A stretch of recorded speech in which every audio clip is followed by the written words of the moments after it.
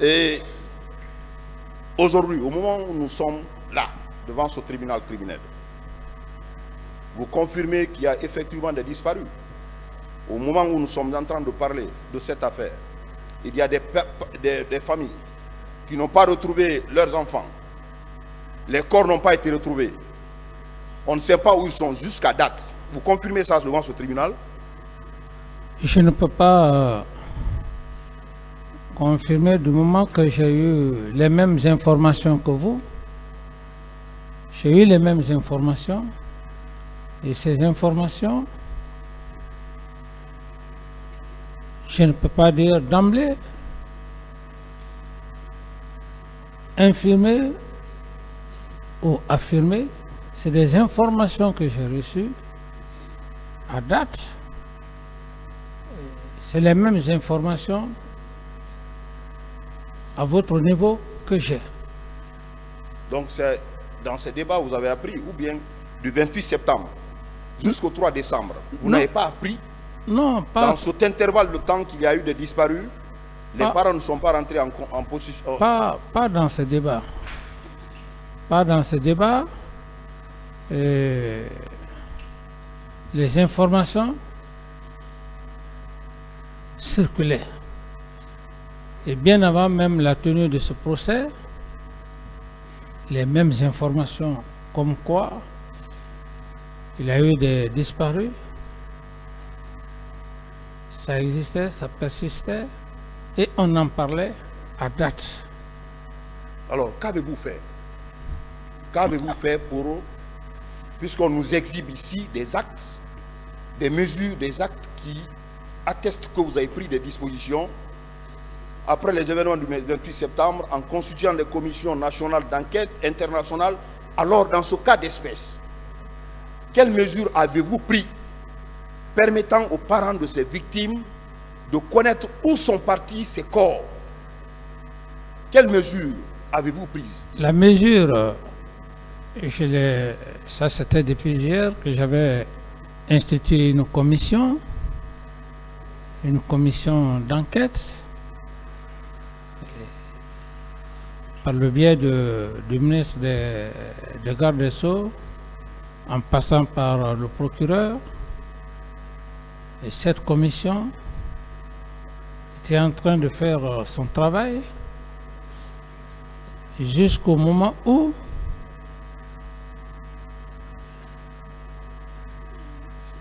l'attentat s'est perpétré contre ma personne. J'ai quitté le pays, donc je n'ai plus suivi le reste, le travail, le résultat des travaux que la commission avait entamés. Monsieur Kamara, oui. Vous savez que la gestion du corps, leur transport, même ceux qui ont été restitués aux parents à la mosquée Faisal, ont été transportés par les véhicules des militaires. Ça veut dire que les militaires avaient la main dans la gestion des corps. Oui. Avez-vous pris des dispositions auprès de ces militaires pour savoir où sont partis ces corps du 28 septembre au 3 décembre?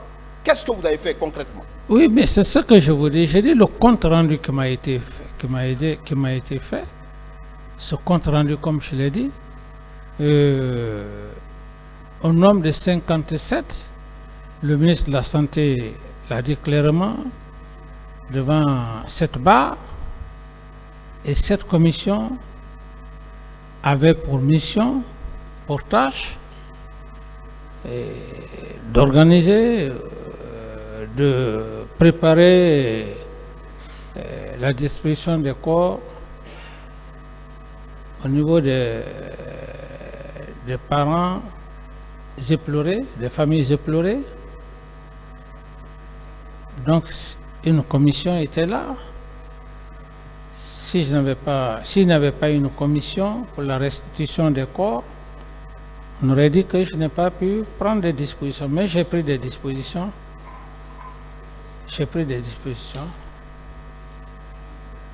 Monsieur Kamara. Oui, s'il vous plaît, je peux dire, monsieur le procureur, monsieur le substitut, procureur, ministère public. Mais ok, ministère public, merci.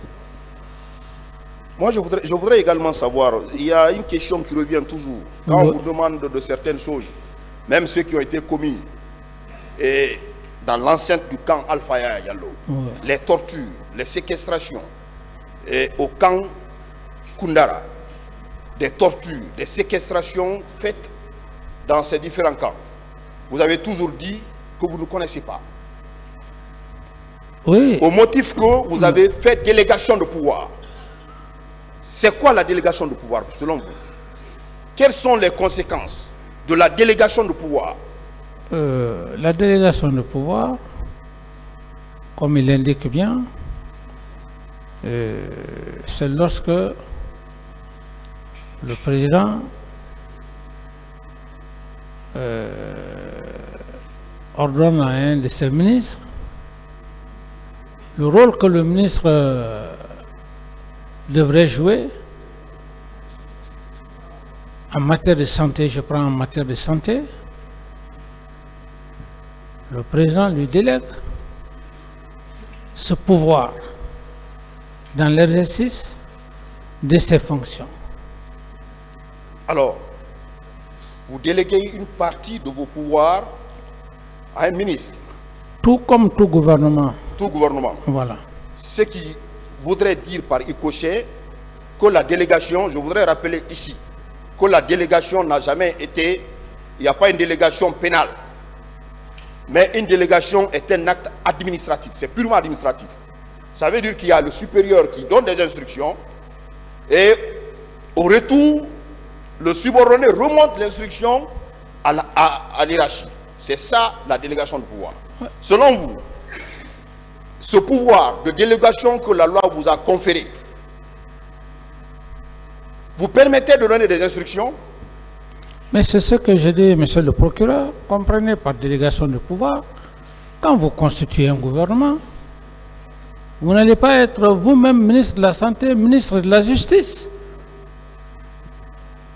Si vous choisissez un ministre de la Justice et qu'il soit de surcroît spécialiste, vous lui conférez un certain pouvoir que vous-même vous ne pouvez pas l'exercer, que vous-même, puisque vous ne pouvez pas l'exercer, mais c'est vous qui avez le pouvoir, c'est vous qui avez toute la latitude de désigner le ministre en ce moment-là, dans l'exercice de ses fonctions, pour le bien-être de la population.